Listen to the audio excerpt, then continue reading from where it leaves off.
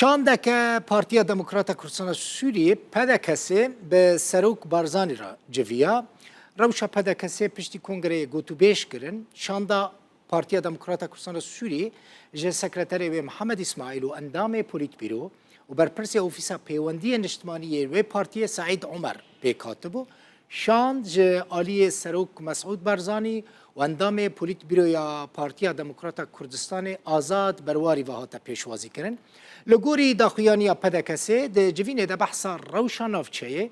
پرسا کرد و روشا پارتیا دموکراتا کردستان سوری پشتی کنگره دانزدان هاتیه کرن ده هفدیتنه ده سروک بارزانی تکازی لسر پشتگیری خواه جبو کردین روش آوا و پارتی کریه.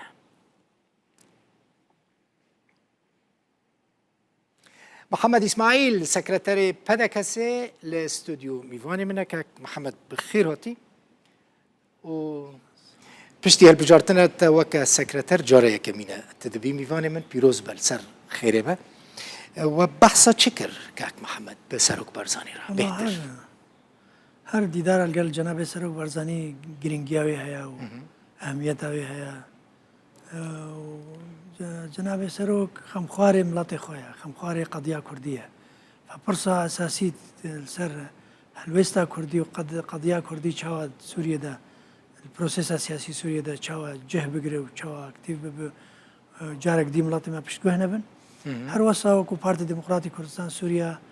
الجري بروجي كي نتوي كرديا رولاوي جرنجياوي دناف جماوري كردا دناف خبزونا سوري ده دناف حمي جهه خباتي جيم عمليه سياسي سوريا ده فما حست كن بارتي فقرين مجداوي وقوتاوي وكارب جاردي سر خريطة سياسية سوريا رولاوي وكو ملاتي ما شاف بارتي ناز دكي وكو هيفيجي دقري سرفي أساسي سرفي كي ما استعراض وضع سياسي عام منطقة دا هاد كرن أف دانوستاندنين تشيد بن درباري مسألة سوريا وآلية بيواندي دار بشي شكلية بكارن قضية كردي خورت به وهجاب دور دا جيگرتي به هروسا بيش روجا سوريا دا رولا ملاتي كرد هبه جارك ديان پشتگوه نبن سرفي كي بيتفيا كرد يعني بالذات دواري سياسي تنظيمي جماوري دبلوماسي حمي آليات و راقي عندنا حمي آليات و خورت بكي قوم كاربن رولا كبليزن آدي جي ما استعراضه كي سر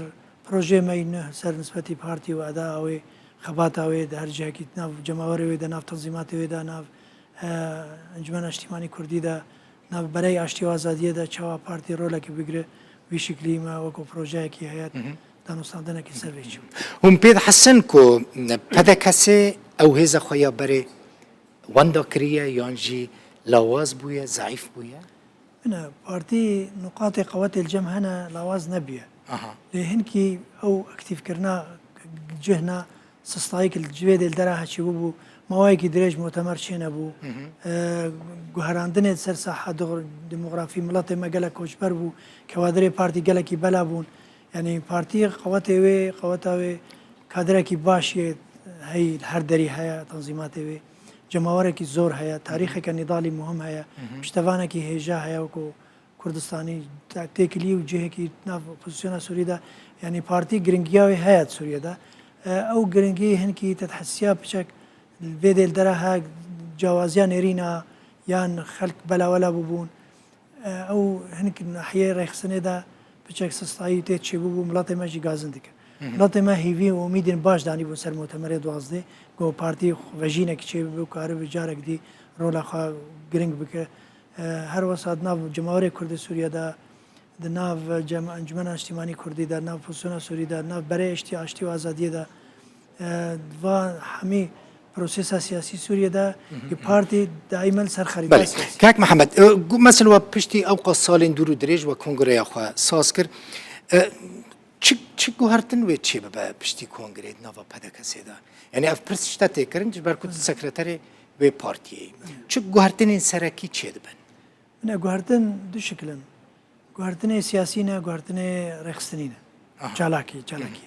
دواره رخصتنی دا ما هنگی پروژه کی هیا گام کاربن کاری خوان کی چالاک بکن پروژه هبه آدی جی گهدانا جنا و خورتا و بشه جواتا کردی گهدانا که تایبت و دوی سردمه دم پیوستی واسطه هیا هنکی کاری خبری خستن بکن افعال بکن او علاوه گو دست مده مسئله را گاندنه و لوازم هنکی خورتر بکن هستر بکن گوری سردمان نه گوری گلوبالیزم پیدا بود دورده اف دواره سیاسی ده براستی تو گهرتن زیاده تونه نه الوست ما دیاره درباری حقوق ملت کرد درباری شوازی خبات درباری رژیم درباری اپوزیسیون نرین ما سیاسی هيا موقع ما هيا وقت بيتشاوا يعني جهه ما هي او جهه ام ليرا ايرو كسي ام مجبور نكرنا ما اراده خو قول مصلحه ملت خواستان نرينا سياسي كسي ام مجبور نكرنا اما ثوابت بارتينا لي بيشهاتن جو سوريا ايرو البر قناغه كانها قوري گوهرتنه گو چه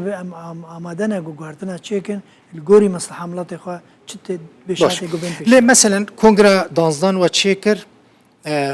يعني هجمارك مزن جسر كردين بارتيا وجدا بون اي بري يعني مثلا ها مصطفى جمعه تفي هوالين خو بارتيا كجرين بود نوا پدا کسی دا پارتیا آزادی بو جدا بو گله کسی دن جدا بون يعني تبلیغی چی بود نوا کنگره پدا کسی دا و حتی ناجی هناك خالين براستی و شرطی انا نظام چاونه هونی چاوه تعامل الگلوان کسان بکن والله نبوي درجة تكلم كريم نبي شكلية يعني أو تأثيرها قال لك خور طبعا ما قيادي بون كاك محمد يعني بوليت بيرو بون برسين بلندين بلكي أفكين كريم مؤتمرة ضجت شدبه مؤتمرات بري بتر شدبه وما بارتي جهنا دا تشكيو درباز دبوم لطي الدوراوية وخباتها هيا وخل حميزانة مش كويدة خازم بجين كويدة يعني ام خباتت كنش بو حقيقة دا مثلا عندنا حقيقة ملات كرد من شروجة سوريا فأف خباتها نب أشخاصي ونب كساي فأف هوالي قوتا قوتي هوالي جيرز وجير احترامنا وحتى نهاتو جهيبون شينا كرنجي وقال لك هوالي واي أو بارتيا قواهي قال لك وامانتنا وحزب دا وجي خوا قرتينا وكاري خوات كان چند هوالي قيادي هنا طبعا هوالي قيادي هر يك جمال خواهاتيا زانه ويش بينجي قيادة بس هي يعني وينيفي قيادة تنب نكس هاد نمفاجأة بحسيانه هر يك جمال خواه دايره زانه قو نيفي في قيادة ويتنب ما بريار دابو بري ويجي قوش بينجي قيادية ام بكن سي تبي بيستنبن اف جاليكي عليكي دي جيج مؤتمر ما حتى رادايا كي تكاربج اوارتبو جبرقو مجهر صدو بينجي دو صد كسي يك عنيا ما كوادري خوشي هنك الضغط الواكر لي جبو خاطري بارتي تفي قناغا هر درباز ببه وبي محطاها بك وكاري خوكي بيشكاتنا بالا تحملها بدوك فالفيكي ادبجم او تاثيرها قالك جرينجل سر مسيرة بارتي تنه يعني مؤتمرات ما يبري نهاية يعني دركتنا وانت تأثير سر بدا كسي نوكا خذنا وتأثيرها يعني راسة جيد داخلية وحوالي منا أذنابجم يعني جامرة حاشيوا خبات كرن مناضلا كسايتنا لتأثير السر خباتها بارتيناك باشا مثلا بشت سكبري هون بارتيا كسر كانت نوا انجمنا كردي انا كسيده بري سكرتري بدا كسي سروكي انجمنا كردي انا كسي بوجي ناكي سروكي انا كسي انا كسي ها سروكنين دستا سركاتيه هي دستا سركاتيه هي ما يعني ما بهفرا كاردكن وام بشتي كونغريوي انجمنا اجتماعي كردي اف دستا تخويل كياغو كار بريفا ببا حتى اوفيسيه تبدا بين شكرا امنها مجيلن بري از بيمجي جوالات ما سيج فيني بارتيا تشيك بارتيا انجمني هر شازده حزب لهفدورة شيور دكن بكاتشوا امي با اوفيسيا قاربن جي هر كسي تذهب طاقات وملكات قد هندري من انجمني ده حمي جي خو بگرن هندري اوفيسيا انجمنا اجتماعي كردي ده اگر تبج دستا سروكاتيا كوميتا بيونديش دروي ائتلافيه لجنه دستوريه لجنه تفاوضيه كوميتا راجعندنيا يعني كوميتا حمي بين أف أحزابها هر يكي شت طاقات الجمع هي مقاربة نها سروك يعني هنا فكرن سروك كيجبو أنجماني هالبجير نعم سروكك شو تشد جمع يعني دستة سروكاتي هالبجير دستة سروكاتي وسروكك يعني سروكك أنا كسي وهبة كان جي هوني هالبجير خدين نقل كي دورة نزيك تشتكي دنكاك محمد بولا مكشون برينها ما قالك بحث تكر وبلان كربوك أن أوفيسا أنا كسيل عفريني فكن فنابو حطنها والله أوفيس ما بريار داغو أو شوا زمينك شوا بيدا بو بشتي عرض هجة و خیرخوازیە بەرزانی گەهاوێ درێ و ژینێک و ڕحەکی دام وڵاتی مەداهات مەگۆدا ئۆفیسی خۆشی ئەم کار بن بکەن پەیوەندیر گەل ئالیێ هەنێک ئالیێ ئەتیلاف ڕازی دبێ ئەتیلاف گەلکی لوا فەسالا گەلکی هەنکەمون ناکە هەروەسا دەوڵەتە تورکیشی دەوراوی هەیە حتا نەهات دانوستاندنێدای حتا نەها هەولێن هەڤالێ مەید هەندرێ هەماهنگیا سووریدا هەول ددن ئەدبێژن بەلکی نێزیک ژی ڕئیسێ هەماهنگیە و بەلکی هەڤال مەژی ناوڕە هەرن هەندر جەو بنێرن کاربن ئەمل دەرفەتێکی گەرن گوم کاربن ئۆفیسافەکن حتا نەها ئۆفیسا نایە ئەنجومەنە نیشتیمانی کوردی و نەیە پارتین يعني وەکو پارتیامە پارتیکی جەهگرتی هەروێ درێ حتا نەما ئۆفیسی يعني قەدەخەیە هون ڤەناکن یان جی هون نەئامادەنە ji vekirnê re حتا نەها سەربەستی نینە vekirnê aha yani hûn rê nadin we hûn ofîsa xwe vekir rê nadin ê hûn nava اtilafê de ne ew hikûmet jî beşeke ji etilafê pir xerîb e em ned hikûmetê de ne û ned hikûmetê de ne lê etilaf hikûmetê de ew hikûmet girî daye اtilafeke siyasiye qebûl dike lê ew jî hewl dide û bê qebûlkirin heta niha çêne baş ev demeke pirsek ji wan nayê kirin pêwendiyên we û peyedê pêwendî hene li ku derê ne و hûn ti civîn navbera we de çêbûne çê nebûne nûnerê Emerîkî li kur mak û di navbera we de navbênkar bû mezlûm Ebdî rola wî li ku derê mak û hûn digihandine ev gihîştin ku derê kek Mehmed براستی ev tişteke pirseke daiman têkirin yani em jî jê ew bûne hingîme cewab daye peywendî nînin nemanim carekê de دورای طرفê gerentîdarê Welatê Girtu Amerîka gerentîdarekê baş bû meqûl bû hêz bû rolekî rabûma karî bû jî gelekî ji îtîfaqiyê incas bike wextê hat rawestandin destpêkê de sist bû me nexşereyekî teqdîm kir û Amerîkana û Jeneral Mazlûm ser imze kirin got ev nexşereyê tiştekî waqiye got li ser wê esasî carek dî dest pê bibe heta niha dest nebûyî Amerîkan jî me jî dibînin wa jî dibînin nahêlin em gelkî dûr kevin her fetrekî her hekêmê heyvekî me dibînin û dixwazin rolekê rabin vêca heta niha tiştek rol eger Amerîkan dewrekê ranebe tene ji ber xwe çênab yan tarafekî gerentîdarê xurt çênebe ji ber xwe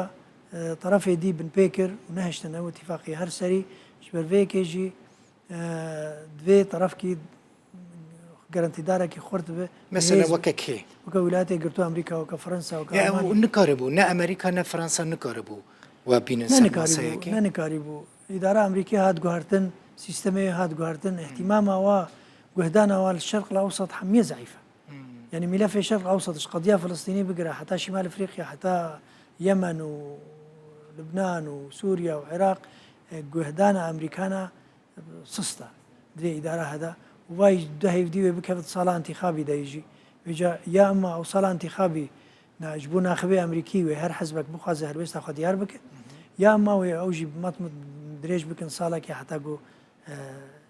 طرف الوزارتني أمريكي دس بيبوي جرى تالي دونري شان يعني دونري بلندي وزارة خارجية أمريكا جرانجر مررونشت قلت از عقدا من صالك خلص دبه هيفكي از چم اسطنبولي ويكيج يكي دي ويش بيشونا منه وام بردوام السر دانوستاندنا وتيكيليال قال انجمنا اجتماعي كردي هم حليفي هذه سياسينا حليفي هذه دري معارضه دنا وهم حست كان جو دحبدن والي آرامی کی دبری دبیدم. هون هفت بینن یعنی پیوندی و این شخصی لگل ریوبریا خسرو پیاده هنه مثلا. ناب خودتونه. براستی؟ جدا خیلی ناب خوده. یعنی سلاف جدله. والله سلاف. يعني الهف راستين سلافي تدري وكيدن ببيجن هف ببينن تايبات ودروي مسألين سياسي چه نبي اگه كونك عزاد آيات مناسبة هر أوا قالك سپاس سكرتاري PDKS پارتيا دموکرات کردستان سوریه محمد اسماعیل میوانه ببوی مالا تابوك سپاس عربي